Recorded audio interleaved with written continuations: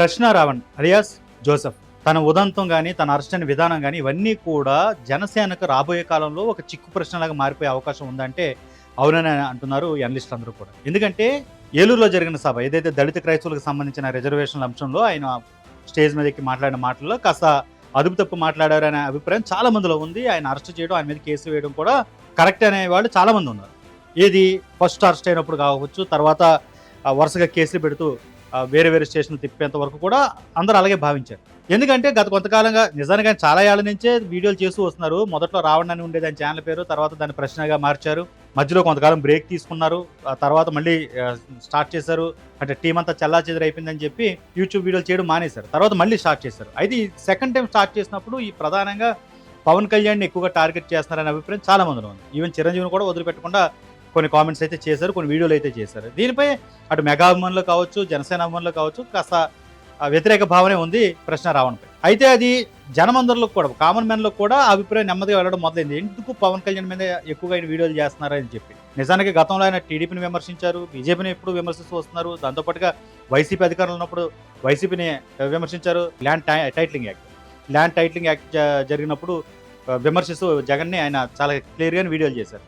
But వాటి అన్నిటికంటే కూడా పవన్ కళ్యాణ్ ఎక్కువగా విమర్శిస్తూ చేయడం మీద చాలా మందిలో కాస్త వ్యతిరేక భావనే ఉంది. ఎందుకంటే మరీ ఎక్కువగా టార్గెట్ చేస్తాననే ఫీలింగ్. ఈ అరెస్టు జరిగిన మొదట్లో అదంతా బాగానే అనిపించింది. బట్ తర్వాత ఏకంగా ప్రభుత్వాన్ని కూల్చేసే కుట్రలో ఆయన ఉన్నారు, నిషేధిత ఉగ్రవాద సంస్థ అంటే మావోయిస్టులుగా అనుకూలంగా మాట్లాడారనే అంశాలతో ఇప్పుడు కొత్తగా కేసు ఫైల్ అయింది. ఆయన ఇమీడియట్గా అరెస్ట్ చేసి రిమాండ్ కూడా పంపించేశారు. నెల్లూరు జైల్లో ఉన్నారు. అయితే రిమాండ్ కాపీ కావచ్చు, ఎఫ్ఐఆర్ కాపీ కావచ్చు, అవన్నీ చూస్తే ఆ పిటిషన్ ఇచ్చిన కాపీ కావచ్చు, అదంతా పక్కగా రావణ్ని ఇరికించే ప్రయత్నంతో డ్రాప్ చేశారనే అభిప్రాయం చాలామంది న్యాయ నిపుణులు కనిపిస్తుంది. ఎట్టి పరిస్థితుల్లోనూ 1-2 ఏళ్ళు బయటకు రాకూడదు రావణ్ అనేది వాళ్ళ ఉద్దేశంగా కనపడుతుంది. కొంతమంది సీనియర్ జర్నలిస్టులు కావచ్చు, లీగల్ ఎక్స్పర్ట్స్ కావచ్చు, వాళ్ళు అనేది ఏంటంటే ఈ కేసులు కూడా నిలబడవు. ఎందుకంటే ఆల్రెడీ ఉగ్రవాదులకు కూడా మానవ హక్కులు ఉండవు అనే ఒక వీడియోని అయితే ఎక్కువగా ట్రెండ్ చేస్తున్నారు. అలాగే సనాతన ధర్మం పైన, హిందూ దేవుళ్ళ పైన ఆయన చేసిన కామెంట్ల పైన కూడా వీడియోలు ఏవైతే ఉన్నాయో అవన్నీ కూడా సర్క్యులేట్ అవుతున్నాయి. జనసేన అభిమానులు కావచ్చు, లేదా బీజేపీ అభిమానులు కావచ్చు, ఆయా పార్టీలకు సంబంధించిన హ్యాండిలర్స్ కావచ్చు, వాళ్ళందరూ కూడా సోషల్ మీడియా హ్యాండిలర్స్ ఉంటారు కదా, వాళ్ళందరూ కూడా దాన్ని ఎక్కువగా సోషల్ మీడియాలో తిప్పుతున్నారు. కానీ అవన్నీ కూడా ఆయన మాట్లాడిన టోటల్ వీడియోలో చిన్న చిన్న బిట్లు అనమాట. టోటల్ వీడియోలో వాళ్ళు ఎవరో ప్రజెంట్ చేయట్లేదు. సో ఇదంతా కూడా ఒక పథకం ప్రకారం ప్రశ్న రావణ జైల్లో పెట్టే, ఎక్కువ కాలం జైల్లో ఉంచే ప్రయత్నంలో భాగంగానే ఇదంతా జరుగుతుందనే అభిప్రాయం నెమ్మదిగా ఎక్కువ అవుతుంది. ఈవెన్ ఏబి వెంకటేశ్వరరావు, నల్లమూరి చక్రవర్తి ఇలాంటి కాస్త ప్రముఖులు కూడా చాలా క్లియర్గానే వాళ్ళ అభిప్రాయం వ్యక్తపరిచారు. వాళ్ళు ఏమంటారు, ఉపా చట్టాన్ని దుర్వినియోగం చేస్తున్నారు, ప్రతిదానికి దాన్ని ఉపయోగించడం కరెక్ట్ కాదు, గొంతు నొక్కే ప్రయత్నం చేస్తున్నారు ప్రశ్నించే గొంతుకుల్ని. రావణ్ మాట్లాడిన మాటల్ని మేము సపోర్ట్ చేయట్లేదు, కానీ ఈ చట్టాన్ని ప్రయోగించడం మాత్రం కరెక్ట్ కాదు, ఇది వెంటనే ఉపసంహరించుకోవాలి, ఈ చట్టాన్ని తీసేయాలనేది వాళ్ళ అభిప్రాయంగా కనబడుతుంది.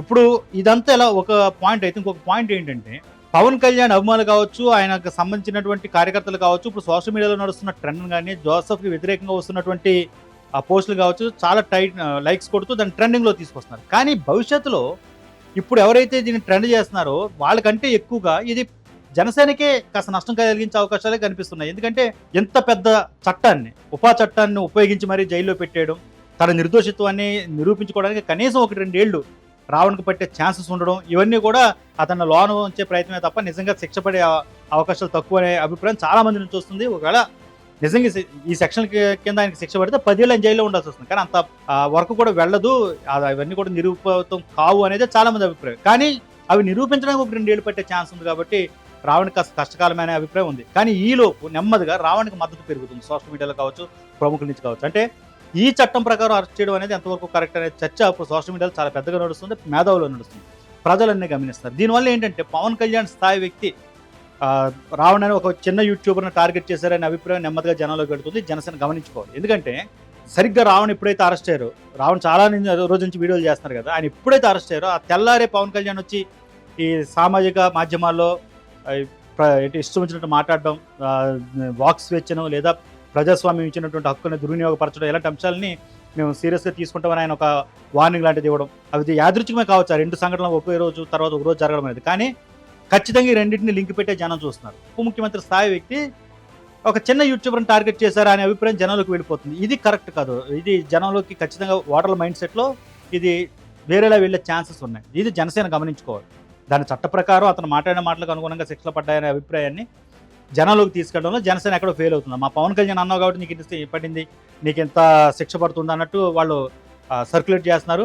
ఆయన ఎప్పుడో మాట్లాడిన మాటలని చిన్న చిన్న 5-5 సెకండ్ల వీడియోల్ని అంటే అటు ఇటు కట్ చేసి వాటిని ఎక్కువ ట్రెండ్ చేస్తున్నారు. కానీ ఆ వీడియోని ఫాలో అయిన వాళ్ళకి చాలా క్లియర్గా తెలుసు టోటల్ కాంటెస్ట్ ఏంటని. సో ఇప్పుడు ఏంటంటే దాన్ని ట్రెండ్లోకి తీసుకొస్తూ ప్రముఖులందరూ మాట్లాడతారు. ఈవెన్ ప్రకాష్ రాజ్ కావచ్చు, ఈ ఉప చట్టం యాంగిల్లో మాత్రం ఏవి వెంకటేశ్వరరావు, నల్లమో చక్రవర్తి ఇలాంటి వాళ్ళు కావచ్చు, వీళ్ళందరూ కూడా బయటకు వచ్చి మాట్లాడుతున్నారు. ఇప్పుడు ఇదంతా కూడా సామాన్య జనంలోకి కూడా నెమ్మదిగా వెళుతుంది. ఎక్కడో తప్పు జరుగుతుంది అంటే చట్టాల దుర్వినియోగం జరుగుతుందా అనే అభిప్రాయం కూడా జనంలోకి వెళ్తుంది. ఇది లాంగ్ టర్మ్లో జనసేనకి అయితే మంచిది కాదనేది ఈ ప్రజాస్వామ్యవాదులు అయితే చెప్తున్నారు. మరిన్ని అప్డేట్స్ కోసం చూస్తుండండి ఏబీపీ దేశం.